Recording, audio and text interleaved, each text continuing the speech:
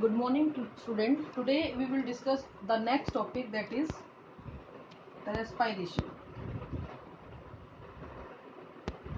We will discuss about the respiration, and first of all we will discuss about a term, that is breathing. Many of the student is confused between breathing and the respiration. बहुत से बच्चों को ये confusion रहता है कि difference क्या है breathing में और respiration में. तो breathing is just exhalation and inhalation of gases. जब आप एयर को अंदर लेते हो और बाहर छोड़ते हो, that is called as breathing. It is a physical process.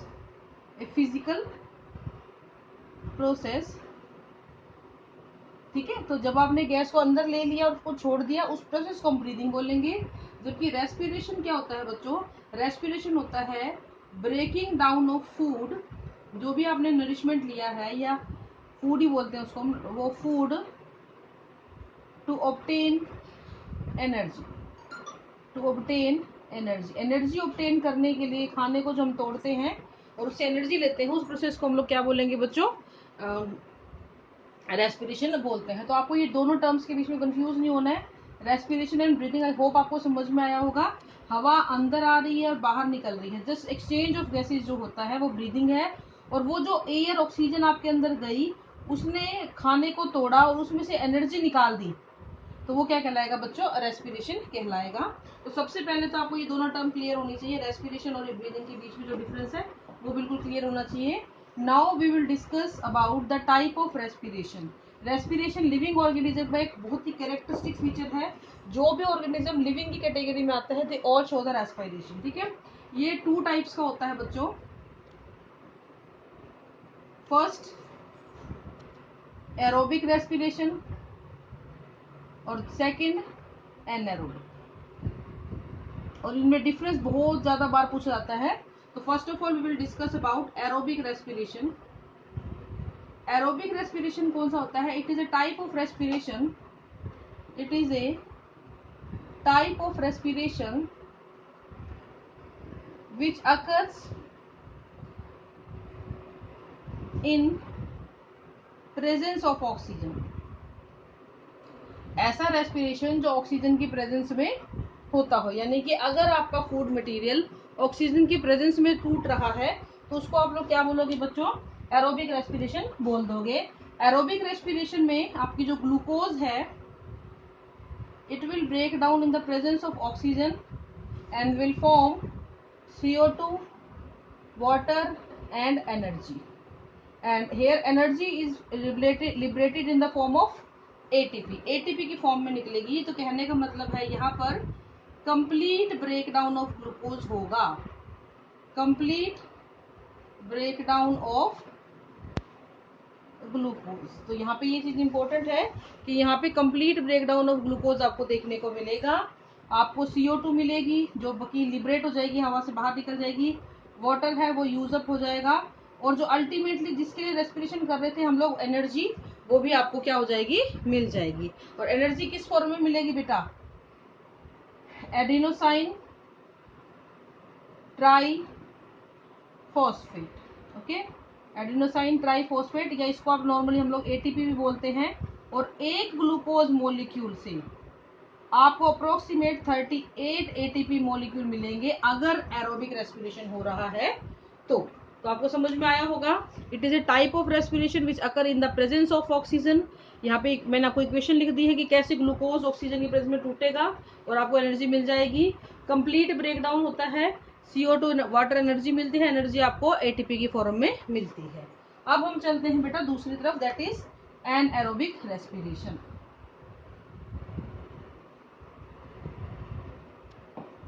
Anaerobic respiration, the respiration which occurs in absence of oxygen. Absence of oxygen, जो ऑक्सीजन की अनुपस्थिति में हो, यानी ऑक्सीजन वहां पे प्रेजेंट ना हो. तो यहाँ पे बेटा 2 प्रकार से आपको देखने को मिल सकता है. कुछ लोअर ऑर्गेनिज्म में, जैसे कि यीस्ट हो गया या कुछ बैक्टीरियाज हो गए, उनके अंदर जब भी रेस्पिरेशन इस तरीके से होगा, they will produce ethyl alcohol, CO2 और एनर्जी। और एनर्जी कितनी? 2 ATP। ठीक है। इसी तरीके से ये जो रेस्पिरेशन है, ये कई बार ह्यूमन मसल्स में भी हो जाता है इस तरीके से। वो क्यों होता है वो मैं आपको बताऊंगी। तो आपको मिलेगा लैक्टिक एसिड प्लस एनर्जी। तो एनर्जी तो आपको मिल रही है, लेकिन आप ये गौर कीजिए यहाँ पे थोड़ा सा कि आपको यहाँ पे सिर्फ 2 ATP मिल रहे हैं, जबकि एरोबिक रेस्पिरेशन के अंदर ये एनर्जी आपको बहुत ही ज्यादा मिल रही है, 38 ATP। Huge difference between this two. तो इस कंडीशन में आपको एक चीज और ध्यान रखनी है, जो ये वाला है जहाँ पे इथाइल अल्कोहल मिल रहा है, इसको हम लोग बेटा एक और सिनोनिम इसका है फर्मेंटेशन भी बोल देते हैं। तो अगर ग्लूकोज का इनकम्प्लीट ब्रेकडाउन हो ईस्ट में या लोअर ऑर्गेनिज्म में, और वो इथाइल अल्कोहल और ये बना ले, तो इस प्रोसेस को आप लोग फर्मेंटेशन भी बोलते हो। अब हम बात करते हैं इसकी। ठीक है, ये प्रोसेस क्यों होगा? आपको ये तो पता है कि ह्यूमन ऑक्सीजन की प्रेजेंस में काम करते हैं। तो एरोबिक कंडीशन कब बन गई? एरोबिक कंडीशन बेटा तब बनती है जब आप लोग बहुत ही ज्यादा विगरस एक्सरसाइज करते हो। एक्सरसाइज जब हम बहुत ज्यादा करते हैं, उस दौरान आपकी जो बॉडी की ऑक्सीजन की रिक्वायरमेंट है वो बढ़ जाती है। तो आपकी हार्ट बीट भी तेज होती है, पंपिंग ऑफ ब्लड बढ़ जाता है। लेकिन कई कई बार ऐसा होता है कि आपके द्वारा किया गया काम उस ऑक्सीजन की सप्लाई जो है उसको मैच नहीं होती है, जिसकी वजह से आपकी बॉडी ऑक्सीजन की कमी होनी शुरू होती है। आपकी बॉडी में ऑक्सीजन की कमी हो जाएगी वगैरह एक्सरसाइज के दौरान। और ऑक्सीजन की कमी हो गई तो इसका मतलब जो आपकी मसल है वहां पे एनएरोबिक कंडीशन प्रिवेल कर गई। मसल्स में एनएरोबिक कंडीशन आ गई, और इन एनएरोबिक कंडीशन की वजह से मसल्स में क्या होने लग जाएगा? बनने लग जाएगा लैक्टिक एसिड। क्योंकि काम तो करना है, काम को तो चलाना है, काम नहीं चलेगा तो दिक्कत होगी। तो इसलिए काम को चलाने के लिए जरूरी होता है कि बॉडी में एनर्जी दी जाए। तो वो कहता है अभी 33 बॉडी कहती है 38 ATP नहीं मिले, चलो कोई ना 2 ATP दे दो। तो ग्लूकोज को एनएरोबिकली तोड़ दिया जाता है। कब? जब हम विगरस एक्सरसाइज या बहुत ही ज्यादा कोई फिजिकल वर्क करते हैं। तो ये आपका एनएरोबिक रेस्पिरेशन होता है, जिसको आप लोग फर्मेंटेशन के रूप से भी जानते हैं। दोनों चीजें मैंने आपको बता दी हैं।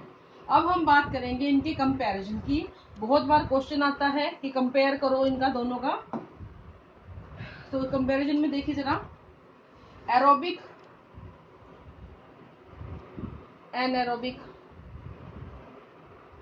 ठीक है, एरोबिक एंड एनएरोबिक। एरोबिक में complete breakdown of glucose, complete breakdown. तो यहाँ पे आ जाएगा इनकम्प्लीट ब्रेकडाउन ऑफ ग्लूकोज। किसका ब्रेकडाउन बेटा? ग्लूकोज का। ठीक है। दूसरा, यहाँ पे ऑक्सीजन प्रेजेंट होती है, ये तो आपको पता ही है, पहली लाइन में हमने लिखा था। ऑक्सीजन यहाँ पर एब्सेंट होती है। यहाँ पे आपको CO2 वाटर और एनर्जी मिलती है। यहाँ पे आपको ethyl alcohol, lactic acid, energy मिलती है। ठीक है। यहाँ पे आपको 38 ATP मिलते हैं अप्रोक्सीमेट, यहाँ पे आपको 2 ATP मिलते हैं। तो अगर आपसे ये पूछा जाए एरोबिक और एनएरोबिक क्या होते हैं तो आप बता दोगे। लेकिन अगर आपसे कोई ये पूछ रहे कि कौन सा अच्छा है, तो आप कौन सा बताओगे बेटा? एरोबिक अच्छा है। और क्यों है? क्योंकि यहाँ पे कंप्लीट ब्रेकडाउन ऑफ ग्लूकोज हो रहा है, और इस कंप्लीट ब्रेकडाउन में आपको बहुत बड़ी अमाउंट में एनर्जी मिलती है, जबकि एनारोबिक में आपको इनकम्प्लीट ब्रेकडाउन ऑफ ग्लूकोज होता है और एनर्जी भी बहुत कम मिलती है। ठीक है। तो ये आपका basic aerobic and anaerobic respiration की हमने बात करी। एरोबिक रेस्पिरेशन ज्यादातर हायर ऑर्गेनिज्म में पाया जाता है, लेकिन मसल्स में कभी कभी एक्सरसाइज की वजह से एनारोबिक कंडीशन बन जाती है। अब एक क्वेश्चन कई बार बोर्ड में आता है, right about various ways through which the glucose is broken down. ऐसे तरीके बताओ जिसके द्वारा आपको लगता है ग्लूकोज टूटती है। तो अभी अभी हम डिस्कस कर चुके हैं, नया कुछ नहीं है, लेकिन आपकी बुक्स में ये दिया हुआ है इसलिए मैं आपको बता रही हूँ। तो एक तो होता है एरोबिकली, एरोबिक से तो CO2 बनेगी, वाटर बनेगा और एनर्जी निकल जाएगी। ठीक है। दो तरीके हैं एनएरोबिक, एनएरोबिक और ये भी एनएरोबिक, लेकिन किस किस में? ह्यूमन मसल्स में। तो आपको ये क्वेश्चन ऐसे ही अटेम्प्ट करके आना है। ठीक है, ज्यादा लंबा चौड़ा करने की जरूरत नहीं है। और दूसरा, यीस्ट में या लोअर में। तो यीस्ट में बनेगा ethyl alcohol, plus CO2 plus energy. Energy आपको पता है यहाँ पे सिर्फ 2 ATP मिलेगी। ऐसे ही यहाँ पे बन जाएगा बच्चों लैक्टिक एसिड, और फिर आपको यहाँ पे 2 ATP एनर्जी मिल जाएगी। तो ये क्वेश्चन आपको इस तरीके से अटेम्प्ट करना है। अब एक सवाल और है मेरा आप लोगों से यहाँ पे कि ये लैक्टिक एसिड बन गया तो इसकी वजह से होगा क्या। इस लैक्टिक एसिड की वजह से बेटा मस्कुलर क्रैम्प आ जाते हैं, मस्कुलर क्रैम्प्स आते हैं। इसका मतलब क्या है कि मसल्स अकड़ जाती हैं, ऐंठ जाती हैं।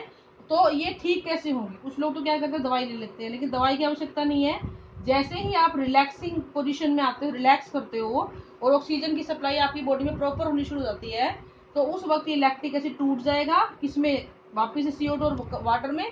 तो ये जैसे जैसे ये कम होगा आपकी बॉडी में, वैसे वैसे आपकी बॉडी आराम में आती चली जाएगी। So today we have discussed about aerobic respiration, anaerobic respiration and types of respiration, और कौन सा अच्छा है। तो एरोबिक अच्छा है, और क्यों अच्छा है, क्योंकि कंप्लीट ब्रेकडाउन ऑफ ग्लूकोज होता है और आपको काफी बड़ी अमाउंट में एनर्जी यहाँ पर देखने को मिलती है।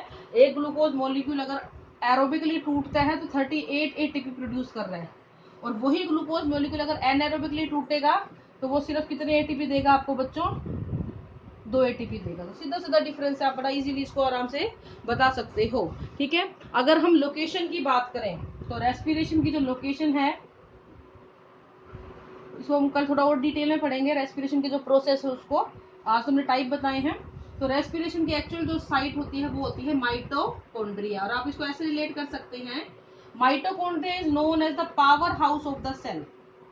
अब आपको पता है पावर हाउस क्यों कह रहे थे, क्योंकि यहाँ पे एनर्जी थी, और एनर्जी कैसे आई, क्योंकि यहाँ पे रेस्पिरेशन हुआ, रेस्पिरेशन में तो एनर्जी मिल रही है ना, ये देखो यहाँ पे यहाँ पे यहाँ पे।